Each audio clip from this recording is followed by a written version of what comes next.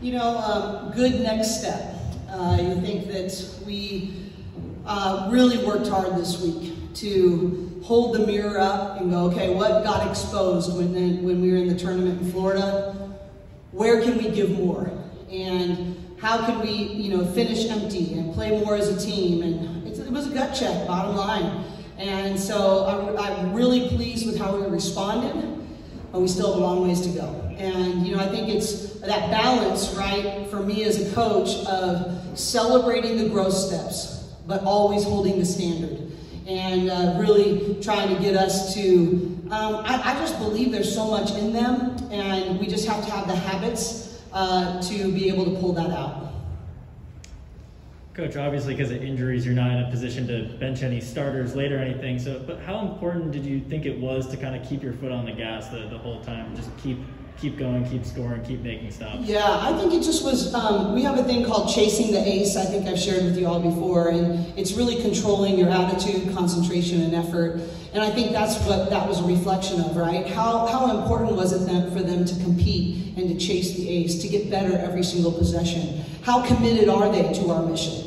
And that was my message to every single time out was, it doesn't matter what the score is. This isn't about them. This is about us creating championship level habits. It's about us staying true and living by what we say. And that's, we have great kids in our program. We have great young women. And they know the right things to say. But we need to, if we really care about the person on our right and on our left, then we show up for them and we do our job.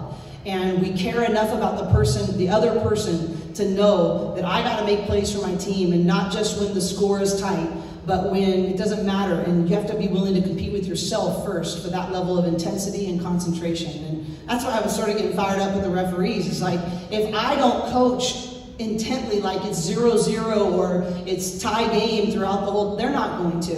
And, so I can't stop any part of that. But it's really, really important that I put the foot on the gas, but more than anything, we demand consistency from ourselves to compete possession by possession. And then I think this is the fewest points you've ever allowed since you've been here. Can you just, obviously it's a big deal to score 100, but just the defensive effort, what went into that? Yeah, honestly, I could have cared less about how many points we score. I loved that we hit, for the first time all year, we hit our passion play numbers, our rebounding numbers, and our assist to turnover numbers. So I think it was all those controllable things, and I think, they were 3 for 19. We wanted to hold them to their attempts to be 10 or under. They averaged shooting 24 threes a game, but I think that might be their lowest total in terms of threes made. But for me, it was about executing a scouting report.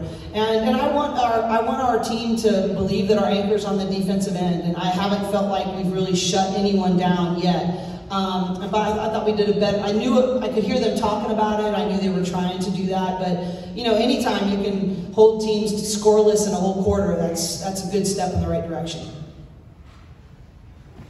Yeah, Coach, obviously it seems like, a while ago now, given the final score, but at one point it was, 7-7, midway through the first quarter. It was a close game. And it was Jalen Penn, who was 4-4, exactly. 12 points in the first quarter. What do you think of her overall performance? Yeah, I thought she was the spark. I actually didn't think we had great energy right from the start. I just didn't think our talk was great, and I didn't think we were, not executing, but I didn't think we were competing at our highest intensity level. And I thought J. Penn really got us going in that direction. And I thought she hit some big shots, but she got some big out-of-area rebounds. She ran down some 50-50 balls. She not only sparked us with her scoring, but I thought she sparked us on her defensive play as well. And that's a huge thing, and we're really counting on her to be that. And her and charisma, we changed a little bit from some of the things we learned from the weekend. We're not switching as many screens. I've got 2 really good lock-up defending guards in Jalen Penn and Charisma Osborne, and we're trying to take advantage of that a little bit more.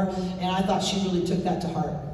And then obviously the 30-point performances from Thomas and Chou, but especially Chou with the 10 assists, a career high. What do you think of just her contributing the way she did tonight? Well, I think what I liked the most is that she didn't hesitate. In the first quarter, I thought she was passing some up, and she was going to her pull-up, and that was okay. But I said, hand down, man down. Like, you have to be thinking, anytime I'm open on a shot. She's our leading three-point shooter. She works at it every day. I just wanted her to let it fly. Every time I touched her, I was like, let it fly. So that was really her mentality. That's what I enjoyed most about what Natalie, it wasn't that they all went in, is that she didn't hesitate. She saw her opportunity, knew what she paid the price to do, and stepped up and shot the ball. And then the assists. For me, that's really been my challenge to her, is that you need to be more than a shooter. You need to be a playmaker. You need to be able to make good passes to the post. You've got to make other people better as well, on the defensive end and the offensive end. I think that assist number was the most fun. And I loved that her teammates were totally into it. Obviously, the 30 points are great, but for me, the 10 assists were really showed more of her growth as a basketball player and where she can go in the future. And then, IImar'I has been such a bucket, and and that's awesome. But I'm more proud of her passion play numbers was the highest of the year. I'm more proud of just how she facilitated the way she set screens. I'm more proud of the way she talked louder on defense. I gave her a rebounding challenge, a passion play challenge, and to raise her level of her talk. And that, I know she's a bucket, but that's what I'm most proud of Mari for. All right, thanks, Coach. The San Jose State game a couple of years ago, did that kind of pop into your mind? You beat them by 60 here? Does it No, I didn't even remember that, to be honest with you. I'm so focused on this day and getting better this day, but no, I didn't. Jamie Craighead does a great job there, and I've known her since she was a college athlete at Oregon, so we have a long history, and really respect the job that she's done, and it's a hard job. I grew up there. Outside of San Jose, and I just really respect the job that she's done. But I didn't even know that I didn't remember that, I should say. But just totally focused on us executing a game plan, us being more true to who we need to be on a consistent basis. That's been my most frustrating part, is that we just haven't played with any consistency of identity. And I think we haven't played better together than just a sum total of our individual parts. And we need to become a synergistic team. I don't care that we have a lot of, who cares? No excuses, right? Make someone else better. And honestly, I really challenged our staff with that first. We have a lot of new staff members this year.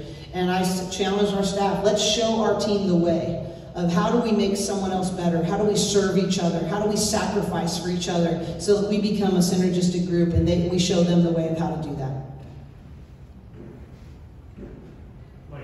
Can you hear me? Yeah, I can hear you, Mike. Go for it. I don't know if you follow plus minus, but Murray Thomas had plus 64. Have you ever seen that before? No, I do follow plus minus. But no, I don't think I have ever seen that before. I mean, IImar'I Thomas is just scratching the surface, and of course her points have been a huge thing for us, but her basketball IQ is off the charts. She can affect the game in so many more ways, and as she continues to grow with her teammates, you're going to see her plus minus get better and better and better, because she can affect plays and compete on both ends of the floor in many more ways than I think she's even showed on a consistent basis, and I think you'll see more of that. But no, I've never seen plus 64 before in a plus minus. And last one, just different numbers, 25 points off of turnovers, 15 second chance points.